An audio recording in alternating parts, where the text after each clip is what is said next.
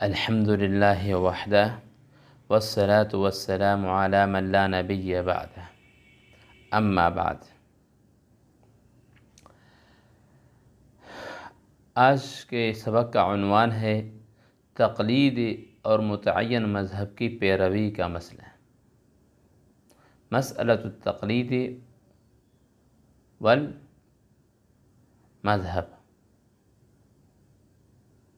یا والتذہب، کسی مذہب کو اختیار کر لینا۔ آج ہم 3 باتیں پڑھیں گے۔ نمبر 1، کیا خیر القرون کے زمانے میں لوگ تقلید شخصی کرتے تھے؟ نمبر 2، اگر نہیں کرتے تو اب تقلید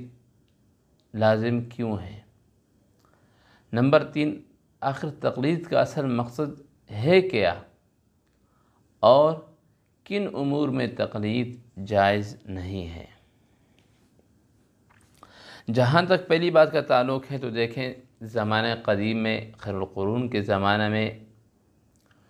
لوگ اس بات کی پابندی نہیں کرتے تھے کہ کسی ایک عالم ہی سے مسائل پوچھیں اور اس کے مقابلے میں کسی اور کو نہ مانیں۔ ہاں، یہ ضرور تھا کہ اکثر و بیشتر لوگ اسی عالم سے مسائل پوچھتے جس سے ان کی مناسبت ہوتی تھی اور جس کے اوپر وہ لوگ اعتماد زیادہ کرتے تھے، تو اس سے وہ مسائل پوچھتے تھے۔ اور بسا اوقات ایسا بھی ہوا کرتا تھا کہ جس کے اوپر لوگ اعتماد کرتے تھے اس سے مسائل انہوں نے پوچھا،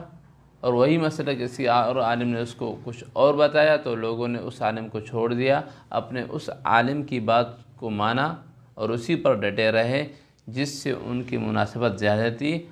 اور جس کے اوپر وہ لوگ اعتماد زیادہ کرتے تھے۔ اس کی واضح مثال ہے، صحیح بخاری میں حضرت اکرمہ رضی اللہ عنہ کی روایت سے مذکور ہے کہ مدینہ منورہ کے لوگوں نے حضرت ابن عباس رضی اللہ عنہ سے پوچھا کہ اگر کسی خاتون کو طواف زیارت کے بعد حیض آ جائے تو کیا وہ طواف وداع کو چھوڑ کر اپنے وطن جا سکتی ہے؟ تو حضرت ابن عباس رضی اللہ عنہ نے جواب دیا، ہاں، وہ طواف وداع چھوڑ کر جا سکتی ہے۔ اس پر اہل مدینہ نے کہا کہ ہم حضرت زید بن ثابت رضی اللہ عنہ کی بات کو چھوڑ کر آپ کی بات قبول نہیں کر سکتے۔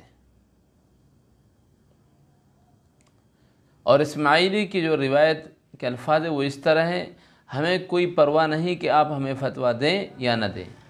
زید بن ثابت رضی اللہ عنہ کہتے ہیں کہ ایسی عورت واپس نہیں جا سکتی۔ طیالسی رحمۃ اللہ علیہ کی روایت میں تو یہاں تک الفاظ ہیں، اے ابن عباس،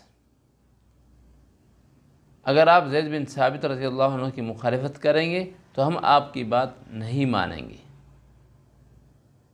اب دیکھیں، حضرت ابن عباس، عبداللہ ابن عباس رضی اللہ عنہ بھی فقہائے صحابہ میں سے اور مفسرین صحابہ میں سے، اور حضرت زید بن ثابت رضی اللہ عنہ دونوں کی باتوں میں اختلاف نظر آیا، تو اہل مدینہ نے زید بن ثابت رضی اللہ عنہ کی بات کو اپنے لیے حرف آخر سمجھا۔ اور یہ آگے لمبی روایت ہے، اور پھر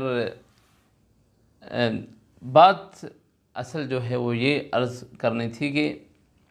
لوگ اس زمانے میں تقلید شخصی نہیں کرتے تھے، لیکن جس عالم دین سے ان کی مناسبت زیادہ ہوتی تھی اور جس کے اوپر وہ زیادہ اعتماد کرتے تھے اسی کی بات کو وہ لوگ مان لیتے تھے۔ اور جہاں تک دوسری بات کا تعلق ہے کہ تقلید اس وقت نہیں تھی تو اب کیوں لازم ہے، دیکھیں، خیر القرون کا زمانہ خیر کا زمانہ تھا۔ لوگ خواہشات کے لیے اپنے دین کو استعمال نہیں کرتے تھے اور اتباع ہوا نہ ہونے کے برابر تھا، بلکہ نہیں تھا۔ تو وہاں یہ ڈر نہیں تھا کہ لوگ جو ہے نا دین کو کھلواڑ بنائیں گے، دین کو مذاق بنائیں گے، اور اب اس کا غلبہ ہے۔ اگر اس کی چھوٹ دی جائے کہ ہر آدمی جس امام اور جس قول کے اوپر چاہے عمل کرے تو یہ پھر دین مذاق بن جائے گا، ہر ایک اپنے خواہش کے مطابق عمل کرے گا۔ اور آج بھی لوگ ہیں ایسے کہ جو آ کے جامعہ فاروقیہ کے اندر استفتاء جمع کراتے ہیں اور ان کو ان کی مرضی کا جواب نہیں ملتا تو وہ پھر دارالعلوم چلے جاتے ہیں، پھر سوال بدل کے جمع کراتے ہیں۔ اگر وہاں پر بھی ان کی خواہش پوری نہیں ہوتی بنوری ٹاؤن چلے جاتے ہیں، وہاں پر بھی خواہش پوری نہیں ہوتی کسی اور جامعہ کی طرف جاتے ہیں، حتیٰ کہ دیوبندی ہوتے ہوئے بھی وہ لوگ غیر دیوبندیوں کے پاس آخر مسائل پوچھنے کے لیے اور استفسار لینے کے لیے جاتے ہیں۔ تو اس لیے خواہشات اور اتباع ہوا کا آج کل غلبہ ہے، اس لیے تقلید شخصی لازم ہے۔ اور دوسرا اس لیے لازم ہے کہ اس زمانے میں مذاہب اربع مدون نہ تھے، اور جب مذاہب اربع مدون ہونے کے بعد اور ان کے پیروکار، ان کے مستقل مدارس جو ہیں، ہر ایک مذہب کا الگ مدرسہ، یہ جب ہو گیا تو اب اور ہر مذہب کا اپنا ایک الگ طریقہ کار ہے، تو اب لوگوں کو چھوٹ نہیں دی جا سکتی، بلکہ لازم ہے کہ وہ ان چاروں مذاہب میں سے کسی ایک مذہب کو اختیار کریں، اور اسی کے اوپر علماء امت کا اتفاق ہے، اور علماء امت نے اس کے علاوہ آگے پیچھے جانے کو منع فرمایا۔ اور نمبر 3، اگر تقلید عامۃ الناس تقلید نہیں کریں گے، عوام اگر تقلید نہیں کرے گی تو یہ عوام گمراہ ہو جائے گی، یہ عامۃ الناس گمراہ ہو جائیں گے، گمراہی کے علاوہ کچھ نہیں ملے گا ان کو۔ یہی وجہ ہے کہ ائمہ کرام نے اس کی پرزور مذمت کی ہے، حتیٰ کہ علامہ ابن تیمیہ رحمۃ اللہ علیہ نے فرمایا کہ اس کی مثال یہ ہے کہ جب کوئی شخص شفع لینے والا ہو تو وہ پڑوسی کے لیے شفع کا قائل ہو جائے، جیسا کہ حنفیہ کا مذہب ہے، اور جب وہ خریدار ہو تو وہ اسی شفع کے عدم ثبوت کا قائل ہو جائے، جیسا کہ امام شافعی رحمۃ اللہ علیہ کا مذہب ہے۔ تو ایسا کرنا بالاجماع ناجائز ہے۔ اور اسی طرح امام نووی رحمۃ اللہ علیہ فرماتے ہیں کہ تقلید شخصی اس کی وجہ یہ ہے کہ اگر کسی بھی مذہب کی اپنی مرضی کے مطابق پیروی کی اجازت دے دی جائے تو اس کا انجام یہ نکلے گا کہ وہ شخص تمام مذاہب کی رخصتوں، آسانیوں اور سہولتوں کو اپنی خواہشات کی اتباع میں اکٹھا کرتا رہے گا، اور اسے تو حلال اور حرام کرنے اور واجب اور جائز کرنے کا کھلا اختیار مل جائے گا، اور یہ چیز پھر اس کو بالکل شرعی ذمہ داری کی تقلید سے بھی آزاد کرے گی الاخیر۔ اور اسی طرح شاہ ولی اللہ محدث دہلوی رحمۃ اللہ علیہ فرماتے ہیں کہ یہ چاروں مذاہب جن کی تدوین و درستگی ہو چکی ہے، ساری امت یا کم از کم ان میں سے قابل اعتماد افراد کا آج کے دن تک ان کی تقلید جائز ہونے پر اجماع ہے، اور اس تقلید میں جو مصلحتیں ہیں وہ کسی سے پوشیدہ نہیں، خاص طور پر ان دنوں جب ہمت انتہائی پست ہو چکی ہے اور لوگ خواہشات کے پیچھے پڑے، اور ہر شخص جس کی کچھ رائے ہو وہ اپنی رائے ہی کے گمنڈ میں مبتلا ہے۔ تو ایسے حالات میں ضروری ہے کہ لوگ ائمہ اربعہ کی تقلید کریں۔ آگے شاہ ولی اللہ رحمۃ اللہ علیہ لکھتے ہیں کہ خلاصہ یہ ہے کہ ان مجتہدین کے مذاہب کو خاص طور پر اختیار کرنا ایسا راز ہے جو اللہ تعالیٰ نے علماء کے دلوں میں ڈالا، اور کچھ شعوری اور کچھ غیر شعوری طور پر سب علماء کو اسی پر جمع فرما دیا۔ تو کئی وجوہات ہیں جن میں سے میں نے مختصر خلاصہ اجمالی خاکہ آپ کے سامنے پیش کیا کہ تقلید لازم ہے، تقلید لازم ہے عامۃ الناس کے لیے، عوام کے لیے۔ باقی جو ماہر علماء اکرام ہوتے ہیں اگر وہ ایک مذہب کی پیروی کرتے ہوئے بعض مسائل میں کسی اور مذہب کے اوپر عمل کرے یا اس پہ فتویٰ دے تو وہ جائز یا نہیں، یہ آگے انشاءاللہ ہم پڑھیں گے۔ اور تیسری بات جو ہم عرض کرنا چاہ رہے تھے آج، وہ تقلید کا اصل مقصد کیا ہے، اور کن امور میں تقلید جائز ہے اور کن امور میں تقلید ناجائز ہے۔ تو یاد رہے کہ متعین امام کی تقلید کوئی بذات خود حکم شرعی نہیں ہے، یہ حکم شرعی نہیں ہے۔ متعین امام کی تقلید یہ ایک فتویٰ ہے، بس اس کی حیثیت ایک فتویٰ سی ہے، ایک ایسا فتویٰ جس کا اصل مقصد دین امور کو منظم رکھنا ہے، من باب تنظیم، تاکہ کیونکہ اس کے بغیر جو دین کے ساتھ لوگ کھلواڑ کریں گے، جو مذاق کریں گے، جو خواہشات کی پیروی ہوگی، وہ لا متناہی ایک سلسلہ ہوگا، صدًا للذرائع، صدًا للضلالہ، صدًا لاتباع الہوا،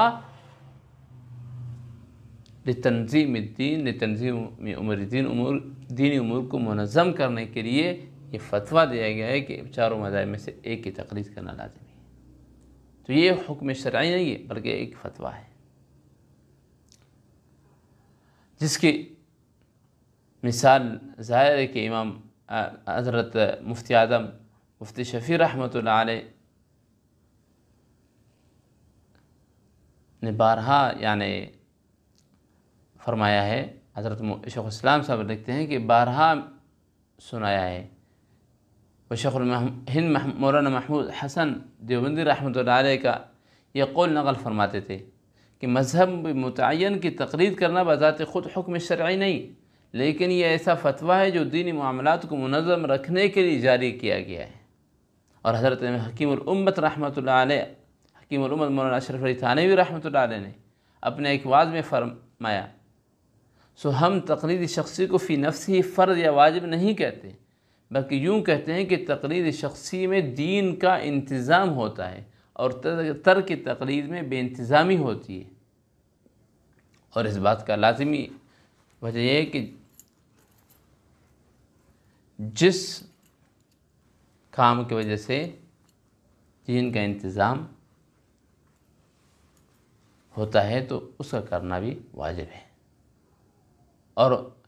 علامہ مولانا رشید احمد گنگوئی رحمۃ اللہ علیہ نے بھی فرمایا تھا کہ اسی واسطے تقلید غیر شخصی کو فقہا نے کتابوں میں منع لکھا ہے، مگر جو عالم تقلید غیر شخصی کے سبب مبتلا ان مفاسد مذکورہ کا نہ ہو اور نہ اس کے سبب سے عوام میں ہیجان ہو، اس کو تقلید غیر شخصی اب بھی جائز ہوگی۔ تو یہ پھر آگے پڑھیں کہ ایک عالم دین کے لیے تقلید شخصی پر مکمل عمل کرنا لازم ہے یا نہیں ہے، اور وہ بعض مسائل میں دوسرے مذہب کے اوپر فتویٰ دے سکتا ہے، اختیار کر سکتا ہے دوسرا مذہب یا نہیں، یہ ہم آگے پڑھیں گے انشاءاللہ۔ بہرحال آج جو ہے وہ یہ کہ تقلید کا اصل مقصد کیا ہے کہ تقلید یہ کوئی بذات خود حکم شرعی نہیں ہے۔ آخری بات کہ کن امور میں تقلید جائز نہیں ہے، تو یہ عقائد اور وہ احکام، اس کے اوپر علماء کرام کا اتفاق ہے کہ عقائد اور وہ احکام جو قطعی طور پر نصوص میں آئے ہیں ان میں تقلید کی گنجائش نہیں ہے، تقلید کی ضرورت نہیں ہے۔ وہ کیا ہے؟ جیسے نماز کا فرض ہونا، زکوٰۃ کا فرض ہونا، روزہ کا فرض ہونا، حج کا فرض ہونا، شراب کا حرام ہونا، خنزیر کا نجس العین ہونا، اور دھوکہ بازی کا حرام ہونا، خیانت، حرام خوری، یہ سب احکام، یہ سب قطعی ثبوت، قطعی دلالہ ہے، ان میں اجتہاد کی گنجائش نہیں ہے اور یہ متفق علیہ ہے، اور ان میں تقلید کی اجازت نہیں ہے، تقلید کی ضرورت نہیں ہے، اور ان میں تقلید جائز بھی نہیں ہے۔